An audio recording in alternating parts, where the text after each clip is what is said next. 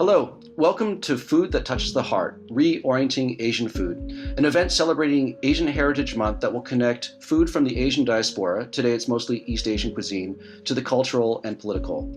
I'm your host, Nobu Edelman, and soon we're going to be meeting our featured guests, learning some of their amazing recipes that you're going to be able to make at home, and getting into a conversation on food and how it's an important entry point into issues of identity, race, equality, respect, and storytelling. Asian Heritage Month has never felt more relevant than right now. Asian visibility in pop culture has increased exponentially over the last few years, from films with Asian talent winning big at the Oscars, the hit show Kim's Convenience being celebrated in homes around the world, strides are being made across the board and on the backs of many who came before. At the same time, the current climate is a scary one. There's a dramatic rise in anti-Asian racism and straight-up violence. There's a resurgence of yellow peril tropes, the idea that bat-eating Chinese are somehow responsible for COVID. This idea that if you have roots elsewhere, then you're never fully Canadian, which is wrong. And the use of the word Oriental to describe any aspect of Asian cultures is a dangerous form of othering that keeps the nuances of Asian experiences out of the picture. It's code for exotic, as in not Canadian, not Toronto, saying you don't belong here, when the opposite is true. When Asian Canadians or Asian American Pacific Islanders like our chefs are making food, this is not solely Asian food.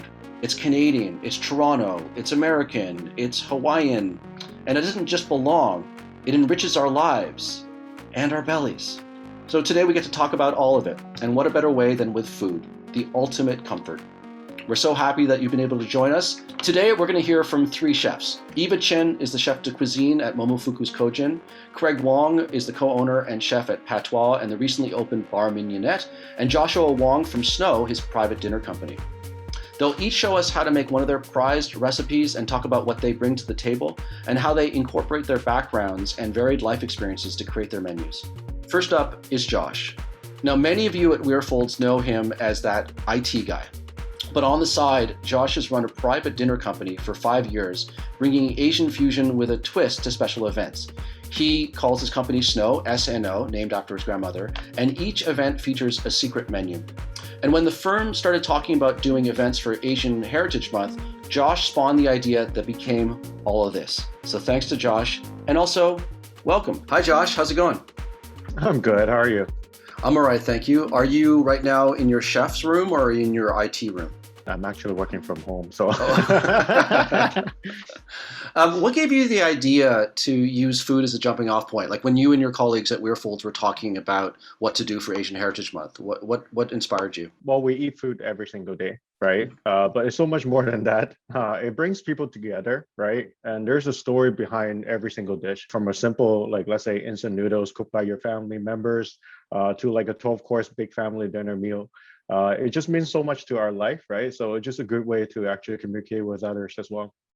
A lot of people love food. I mean, I am crazy about it. I don't just live to eat, I eat to live. But not everybody turns a passion like that into a business when you obviously have a busy life already. So what inspired you to start what you call your private dinner company? I have to say it was my grandparents and my mom. They all very good at cooking Chinese food, and they make me enjoy food a lot, even I was at a young age. I didn't discover this passion until I was like late 20s, and all my dishes was like self-taught and exchange ideas from my chef friends from Shanghai. When I visit my family in Hong Kong, I realized that there's a lot of pop-up dinner in Asia. So I was thinking, why not in Toronto, right? So I started hosting like different type of event and have friends and family sign up and create secret menu for them. Did it start with friends and then sort of become a larger thing after that? Yeah, like I think it's because like it started off with like friends and family, and then they start referring to everybody, and it just getting kind of in a way out of hand. So You talk about stories and that food tells stories. What kind of stories are you trying to tell with your food? I know everyone judge food by their looks, and there's a lot of Asian dish that doesn't look the best, but they taste amazing. And that gave me an idea to take a different element from like some traditional dish and switch it up the presentation, give people a lot of surprises. You mentioned your mother and your grandmother as being influential for basically teaching you how to cook. How has your grandmother specifically informed your company? My grandparents were the one that took care of me when I was really, really young. Especially my grandma, and she was my best friend. And that was the reason why that I use her middle name as my company name, just to always remind me to cook every single dish with love. Um, I always believe that whoever actually eating your food will taste like your effort and your love. And what do you try to what try the message that you try to come across if they can taste it. Okay, it's time to get to your recipe video. I'm really excited about this. Josh, what have you cooked for us today? Today I'm cooking surf and turf Taiwanese beef noodles with tea leaf smoked lobster. Sounds really, really good. Let's get to the video and we'll be back with Josh in a second. First, I put the ginger, onions, shallot, and the beef bone in the oven for 400 degrees for 20 minutes. This will bring out the extra flavor from the beef bone. And then I will cook the beef shank for 20 minutes in the water. And then I will put them on the side. And then I start cooking beef broth in the pressure cooker for 1 hour. I pan fry the green onion, ginger, onion, shallot, garlic, and chuhao paste for roughly around 30 seconds. Then I add bean curd paste, add rice wine, and chili bean sauce. And then I will mix it for another 30 seconds.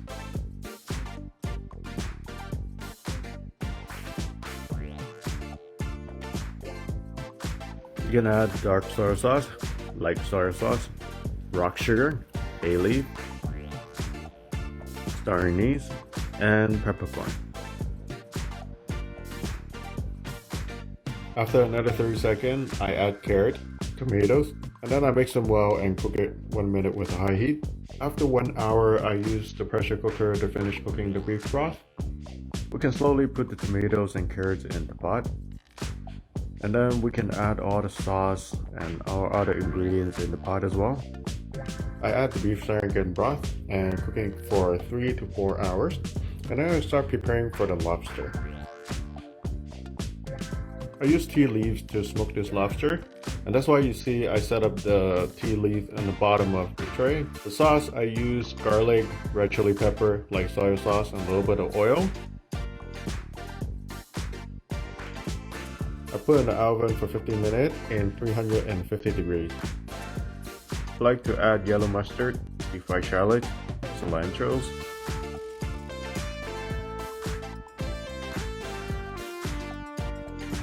lastly, I'm just adding some green onions to my surf and turf noodles. This recipe is combined Taiwanese noodles and tea leaf lobster. All right, everybody, that was Josh's surf and turf, the Taiwanese beef noodles and tea leaf smoked lobster. I wanted to ask a couple questions. You mentioned that you use a paste that I'm not familiar with. You call it the chu hao paste. What is that? So basically, to be honest, I don't even know exactly what it is. It's one of those sauce that, like, let's say your mom pass it on to you. You're like, hey, that's the sauce that's supposed to go with beef. Then you're like, okay, sure, then let's try it. And it's like, hey, that works. That kind of stuff. It's a very strong flavor paste, right? It works, obviously, it works really well with beef type of dish. When you cook with, stew, soup noodles, it works really well. And pressure cooker. I don't really use a pressure cooker, so tell me just a little bit about that and the process of using one in terms of what it does. Sure.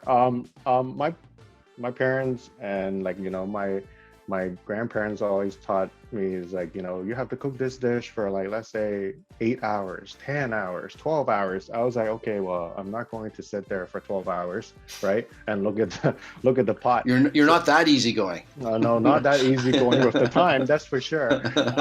But yeah, I think it was like 5-6 years ago or 7-8 years ago when I realized how to use a pressure cooker. It actually shortened the time to like 45 minutes to an hour.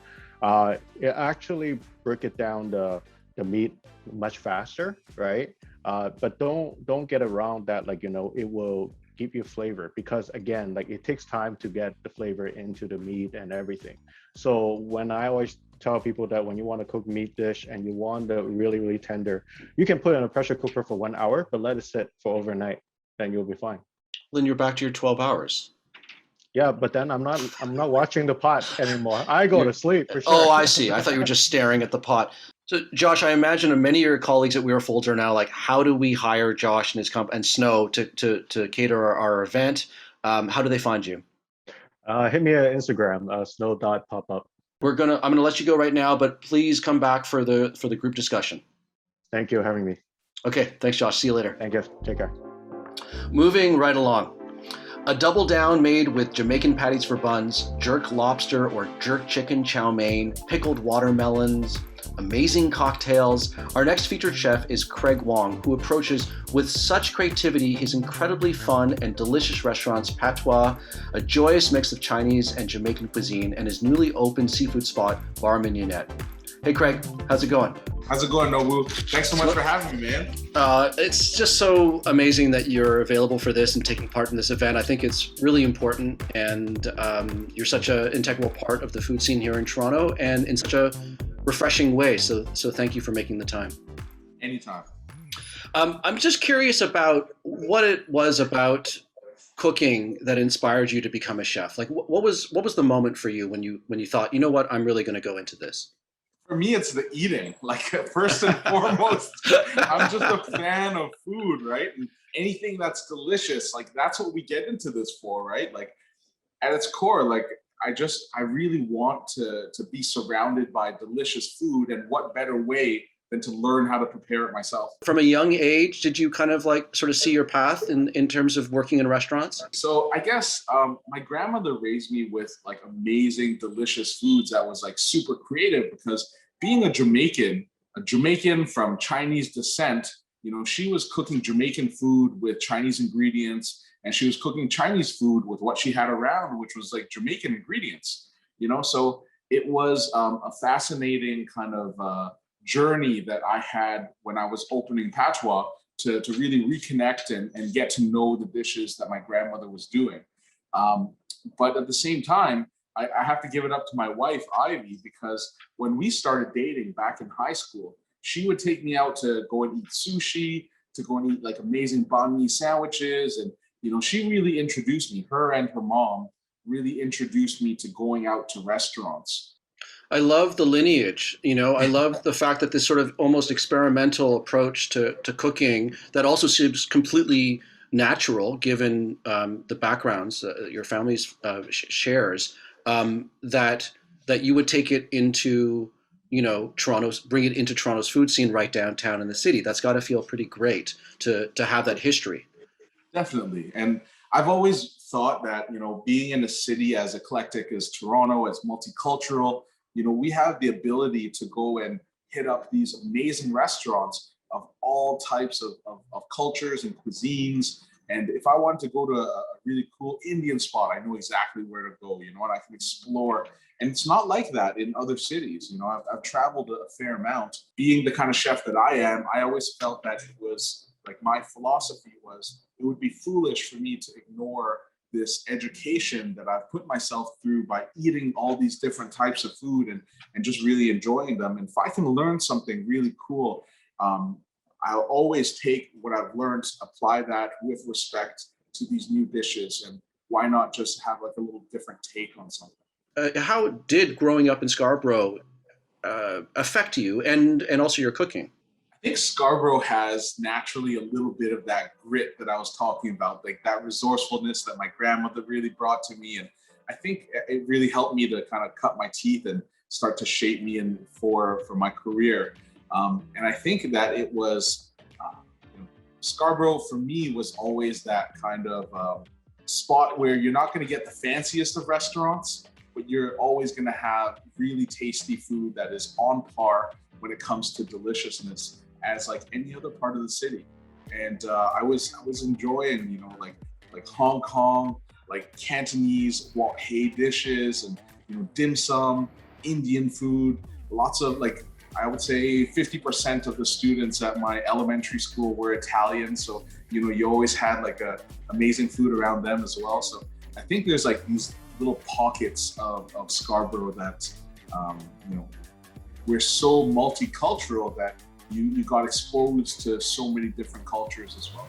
I remember speaking to you, at the early stages before you opened Patois, and there was a sense of this style of cooking, this idea of mashing up of cultures within foods, and I was just wondering, like, were you worried at all? Were there hesitations about how this would be embraced? I'd be lying if I said I wasn't nervous, because Jamaican Chinese food, like, those kind of restaurants didn't really exist before we kind of came around. And if they were like around, they were more like Hakka. They were doing like a different style of cuisine, they're doing more traditional dishes. So I was kind of nervous doing something that was like brand new, like very true to me, and serving food that was atypical. But I kind of decided kind of early on that in the restaurant creation, I said I was good at cooking other people's food, but it's time for me to step out on my own and do something that is true to me. But then now, you've just opened up Bar Mignonette, which I think are you in there right now? I am, yes. Bar Mignonette. So this is focused on seafood. How is that extending your story, and what kinds of stories are you trying to tell upstairs from Patois at Bar Mignonette? The idea of Patois and I guess with any restaurant, when we started off, I always feel like it needs to reflect the chef or the restaurateur at that time in their life. And when I started Patois in 2013, 2014, I was hungry. I was really, I was out to make a name. I was out to be aggressive. I'm out there. I'm in your face. I'm a different guy now in 2021. I have 2 young sons. I've understood the restaurant game, and I'm a little bit more familiar. I'm a bit older. I still love having like a Caribbean, Asian, like soul food party every single night. But at the same time, I'd love to have a place that I could bring my wife, have a glass of wine, have a little bit of seafood, and then grab a cocktail on the way out or something like that. It's just the evolution of me as a chef. And Mignonette really came around because when I was a 7-year-old kid, I always remembered this event where I walked into Red Lobster for the first time, and there was this feeling of like seeing these live lobsters in the tank, having that treasure chest that came out and you get to pick a toy. There was this sense of awe that people were getting these huge, like, bloody like Caesars with like a big shrimp hanging off the side, and I didn't want to like duplicate that, but I wanted to bring that sense of wonder in a more kind of in a more sophisticated style, in like a 20-seat seafood focused restaurant that really speaks volumes to somebody like my age. I love that. So like downstairs, you're taking, you have the double down burger with the Jamaican patties. So you're kind of like perverting the KFC model. And then upstairs, you're dressing up Red Lobster. I love it. Like it's like you're in your Chardonnay years now, man. You can just sit back and relax and just feel the ocean breeze. Let's get to your recipe. We're going to, as I mentioned, we're going to get to the group discussion a little bit down the line, but we're going to watch your video. We're going to come back and talk about it a little bit. Tell us, what have you made for us today? So today I made a Hong Kong staple dish. This is like the one that I would go to, and I would order this at the same restaurant 20 times in a row. And like, I just want it the exact same way. And it's like a Hong Kong style black pepper crispy chicken cutlet, and it hits all those notes for me. It's meaty, and it has like this little bit of like, you really taste like black pepper with this, and black pepper on its own is super flavorful. And when you pair it with this sauce and like crispy chicken cutlet on just like a bowl of steamed rice with like a few vegetables around, like I can eat that every single day. Well, I'm going to want to eat it probably right after I see this video. So let's run the video and we'll be back with Craig Wong in a few minutes. Sounds good. Thank you.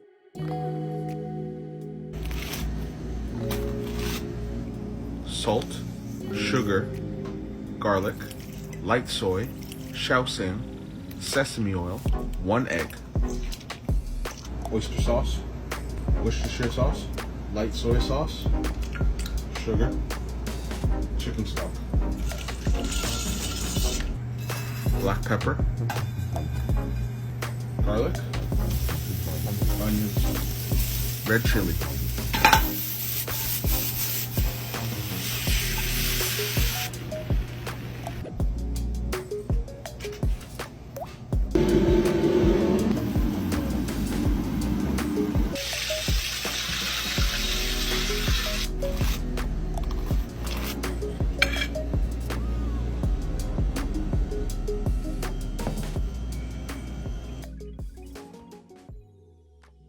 Okay, I could join you 20 times in a row to eat that as well.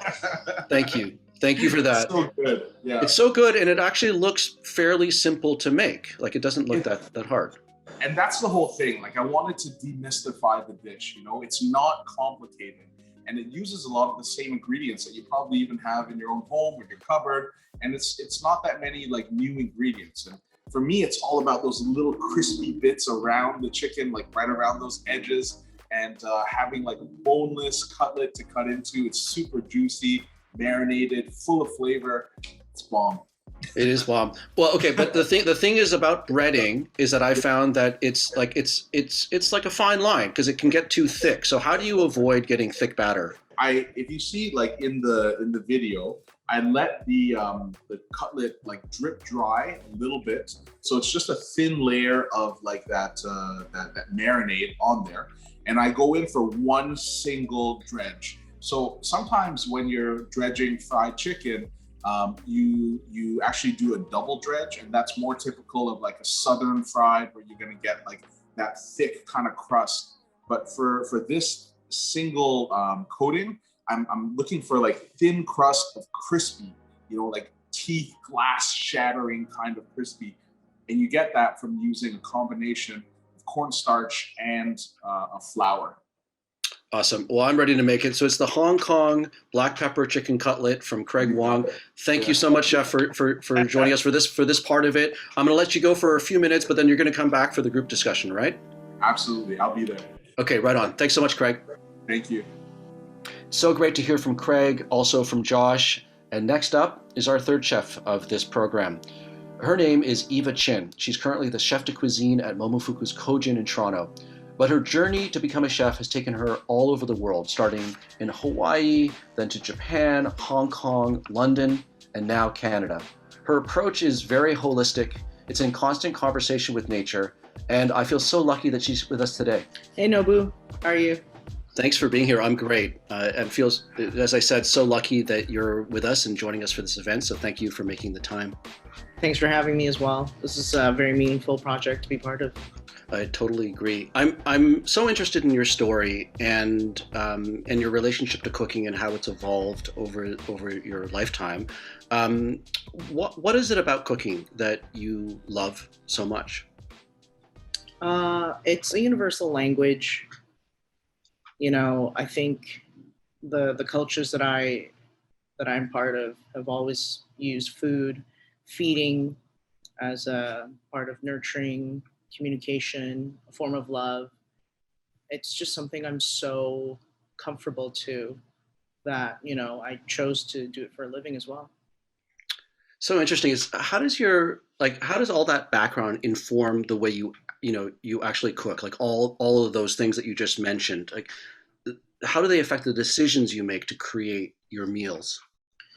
Well, you know, my dad's side's very Singaporean Chinese. You know, my mom's side's very Samoan Hawaiian, and it's a lot of worlds colliding at the same time. You know, I have various families I have to visit every time there's holidays, different holidays to celebrate, you know, and very specific family politics. It's really taught me to take a step back and absorb. You know, it made me really like traveling. You know, it set the course for how I wanted to live my life. It's just continue absorbing, traveling, and just understanding that all these different all the differences, all the cultures within us needs to find a way to balance. So I'd say how I was raised really shaped who I want to be. What was the moment for you when you realized that you wanted to be a chef? Because I know that you grew up around food, but what was that moment like, and how did you get to it? After university, my family had expectations for me with a very specific career, and I realized that the career I was studying with did not bring excitement to me in terms of actually like working instead of studying. So I thought to myself, you know what, I need to travel. And the only way I can be hired is by continuing to work in the food service.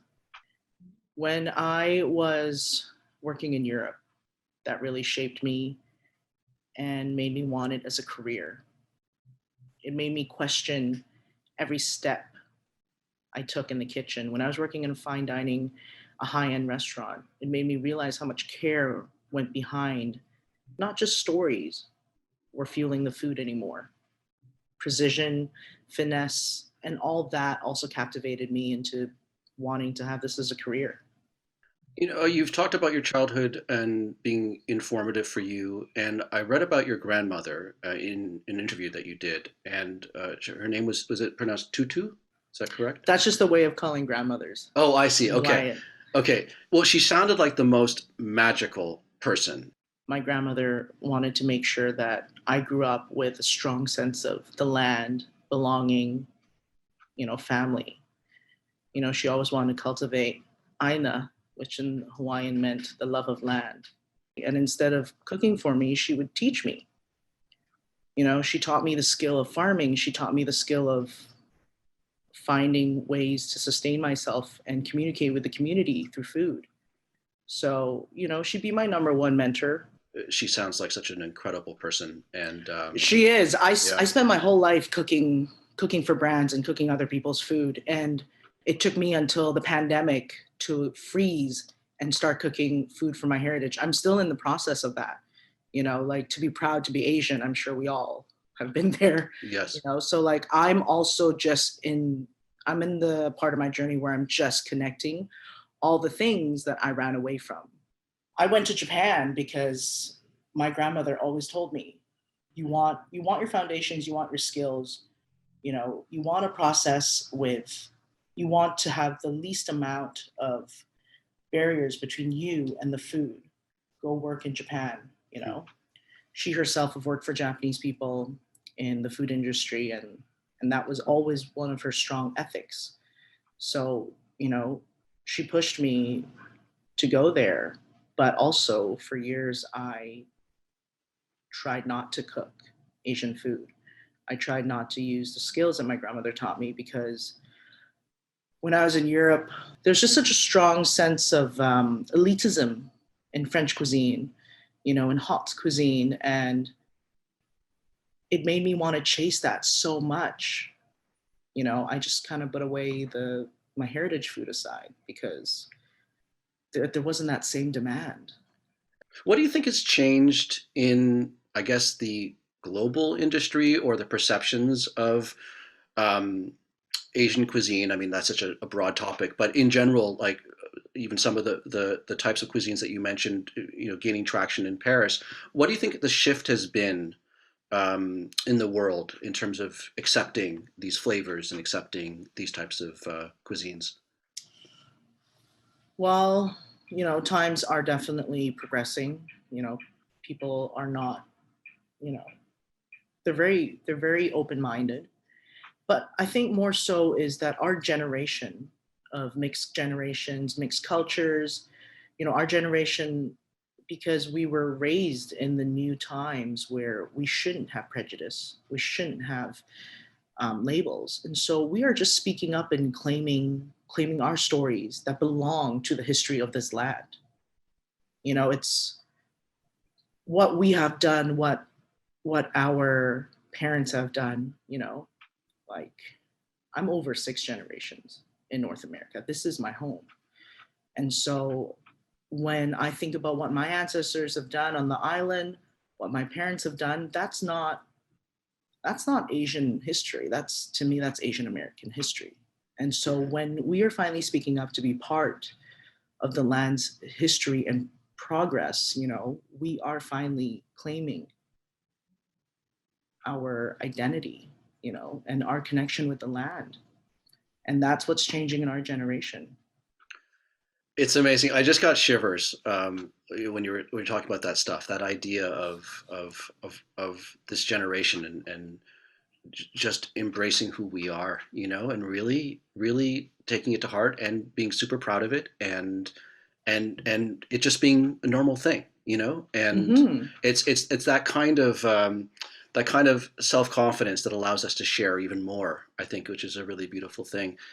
I've got so many more questions for you, but we'll be able to get to more of that in the group discussion that we're having. But I'm really excited to get to your recipe, and I was just curious, what have you made for us and everybody else who's watching today?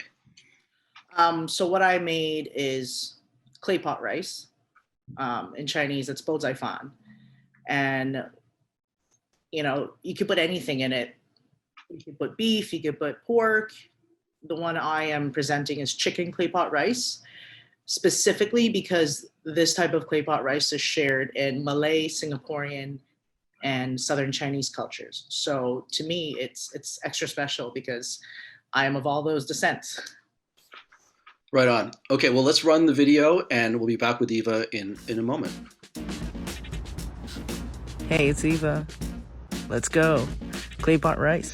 Soak your rice 1 hour. While you're waiting, taste your food. Debone your chicken. Stuff it with the sausage mix. Stuff it, roll it. Rice on boil. Place it in order. Chicken, shiitake, pork belly, chestnut. Glaze it with abalone sauce. Spread the love. Let's get this back on medium heat with the lid on. Start your sauce. Preserved truffles, 2 types of soy, oyster sauce, sesame oil, chicken powder. Chop your cilantro and green onion. Melt your sugar. Drink some tea. Wait patiently. Pour your sauce around the edge. Let it sizzle and load up your herbs. I always like to finish with a little bit of chili oil. Share it with friends and family. Make sure you get a little bit in each bowl.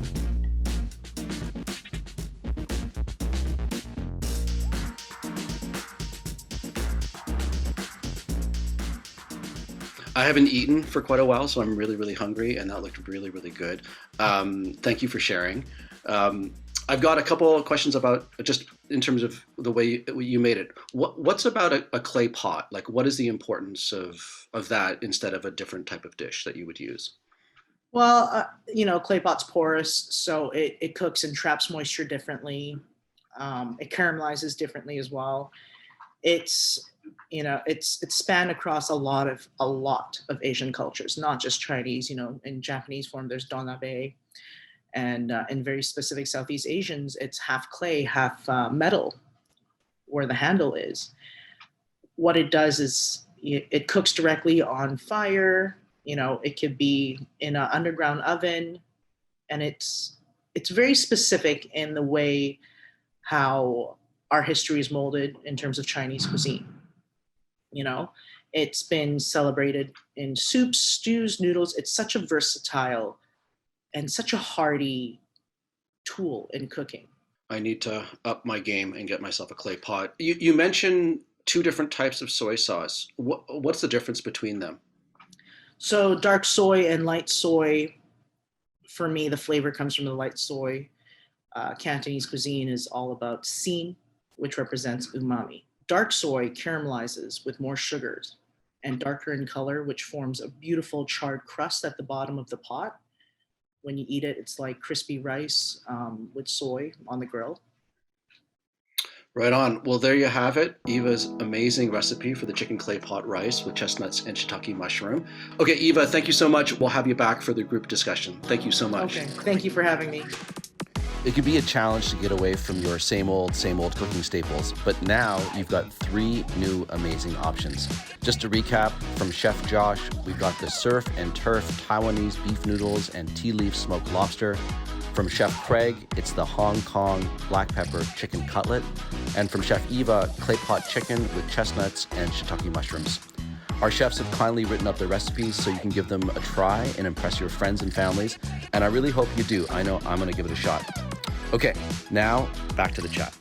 All right, welcome back, chefs. We have Josh, we have Eva, we have Craig. Thank you so much for rejoining us. Let's dig into the food. You've seen each other's recipes, videos. I'm just curious what your first thoughts are. I need to redo my video. I'm so hungry. I need to eat something right now. No kidding. You guys did such a good job. Like it looks amazing, and I'm pretty sure it's gonna taste amazing as well. So. Yeah, we're gonna have to get together and make all these meals together. Sure. And I think you can get to know somebody so well through their dishes, and you can understand, what their focus is and what they love and what they like to eat so much through just like watching their food or even getting to taste their food. Oh, I like this. I like this sort of psychological kind of angle on some of these recipes. So if you were to do a profile on either of the other chefs here, based on what they made, what would be some of the things that you draw out from their recipes? Josh, like it's so creative, to see like a tea smoked lobster and pair that with a Taiwanese noodle. I thought that was really, really cool, and I'm sure it tastes delicious. And Chef Eva, oh my goodness, like the skill that you put into a dish as simple as a rice pot, it's something that gets taken for granted, but like the stuffing and the chili oil and like who has truffles at home, by the way? It's a one-pot meal. It's meant to be simple. Personalities, right? Any thoughts from either of you on Craig's or anybody's recipes? I wanted to eat that like so bad. Like that's so many memories in that one plate, and I just love the grand gesture of frying like such a big piece of chicken. Like nothing makes me happier than the ratio of meat covering the rest of everything else, which you never see. No. It reminded me of plate lunches from back home on the island. So good. Actually, it reminded me of when I go to Taiwan. They actually serve those deep fried chicken, but like really big piece of fresh fried chicken. But every time I eat that chicken, I was like, can we just have some sauce? And guess what? There you go. Just slightly pivoting a little bit, this is our opportunity to we've had small discussions prior to this, but now we get to open it up. And it's an understatement to say that it's been a tough year for everybody. I mean, now we're well into the second year. The pandemic alone would have been enough to deal with, but there's been rising violence, blatant racism, and it's just been hard to deal with. And I just want to ask you guys, how are you doing? Like, how have you been during this time, and how has it affected you? First, it affects us financially because it impacts the business so much, and just breaking even is like, I'm so happy about that, and I feel very lucky that our food travels and our food lends itself to takeout. But I have so many friends in the restaurant business that, the food that they do is more of like a gastronomic experience, and it doesn't lend itself towards like being put into takeout boxes. You lose out on that service, you lose out on the descriptions at the table. It's that guest experience, and I'm really looking forward to having that guest connection again. And what makes me really happy is that our team is kept together. So like that's always been our priority is keep the team together, make sure that they're okay. And if 2020 and 2021 are a wash, so be it, but make sure that the team is there. I think the best couple words to describe the past year is react, adapt, I think it's been a bittersweet year for me because, the restaurant industry was hit hard, especially with such an in-dining focus style of food that Kojin was serving. But the sweet part is it allowed me to realize that this is the new generation of telling stories through food.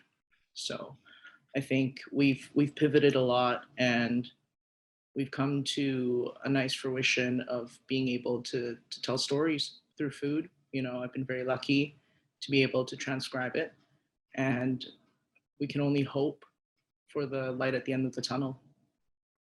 I was going to touch on that just because it's so clear that the focus on story is so important to all of you. And how has the story changed for you? And how have you been able to keep telling your stories? And I'm just curious, Eva, if you could sort of continue with that thought.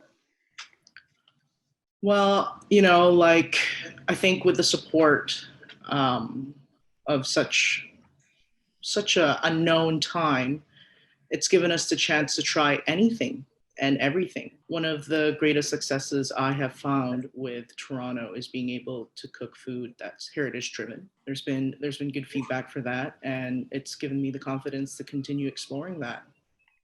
Eva and I were talking a little bit earlier about how perceptions of cuisines that originated in Asia have been more readily accepted in many ways in terms of level of importance or just all-out adoration from people, diners.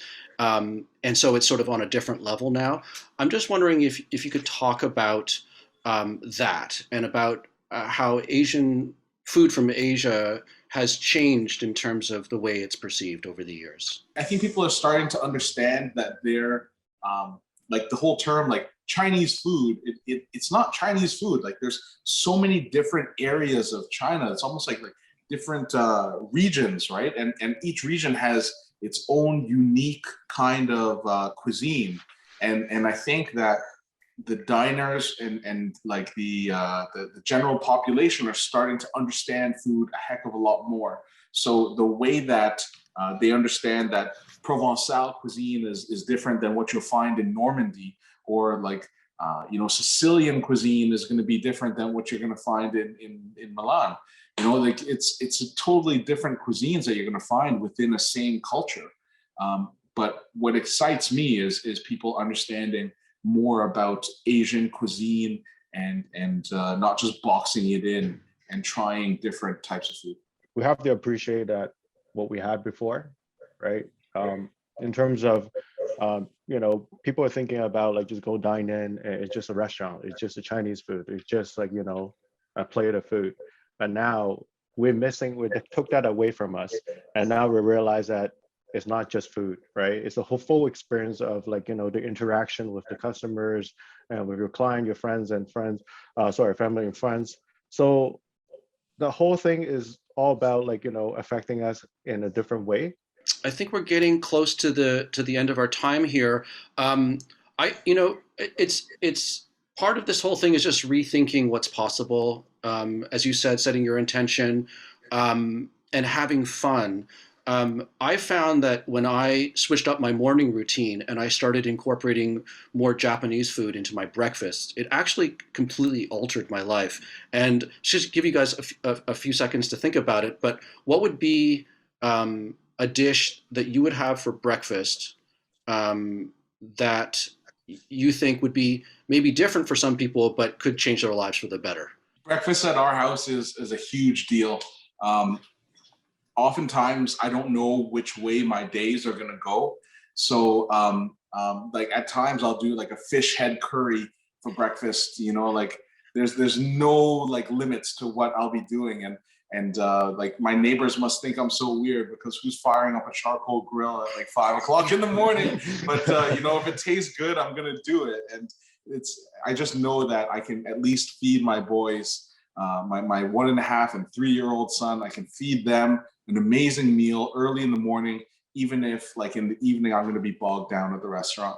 I normally on the weekend, I always craving for instant noodles just because it is weird. Like I know it is because I'm craving the instant noodles kind of bring back the memory that like when I was living in Hong Kong, like just go to those, those little restaurants and then having those breakfasts, you just have instant noodles and then have a toast on the side and then have a milk tea.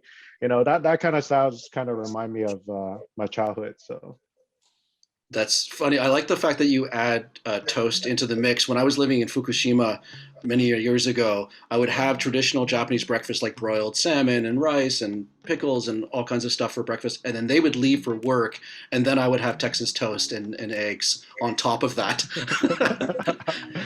Eva, any breakfast options that you'd like to share?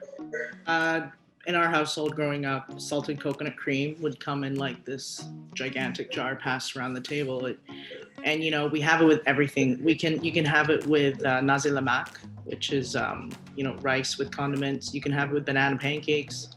You know, I always have it with fruits. You know, I always have a big bowl of fruits, and I just douse it with salted coconut cream. So that's something I always suggest everyone to always keep in their fridge for breakfast. It sounds great. Great suggestions. I'd like to thank all of you for taking part in this event. It's really important, the conversations that we're having and we continue to have. I think it's also really important, this idea of seeing chefs as storytellers. I feel like it's a beautiful way to further expand the idea of what it is that you all do. So Eva Chin, Chef Eva Chin, Chef Josh Wong, Chef Craig Wong, I'd like to thank you so much for taking part in all of this, and I hope that we get to dine together in person and that everyone out there is going to try your recipe. So thank you so much. Thank you. Thank you for having us. Thanks so much, guys. Take it easy. To find Eva, Craig, and Josh online, just head over to Instagram. You can see more of their amazing food creations. Eva is at Ride to Wander, Craig is at Craig Wong, and Josh is at snow.popup. This brings us to the end of our presentation. Thank you so much for joining us. You can get all the recipes that you've seen today, and we hope that you will try them at the link below. Thanks again to our partners at the CCNCSJ and Museum of Toronto. Find them online as well and check out all the great work that they do. Again, thank you to Iron Bay Media for putting all this together so expertly, and to everyone at Weir Folds for bringing us together and making this event happen. My name is Nobu Edelman. It's been a pleasure being your host. I hope this has inspired you to get outside your comfort zone and expand your culinary ambitions and see what kind of story you want to tell. And of course, continue to advocate for equality. Racism has no place in our society, and the more we face how we can be part of the solution, the quicker we'll find a way forward for everyone. So with that, happy Asian Heritage Month. Bye for now.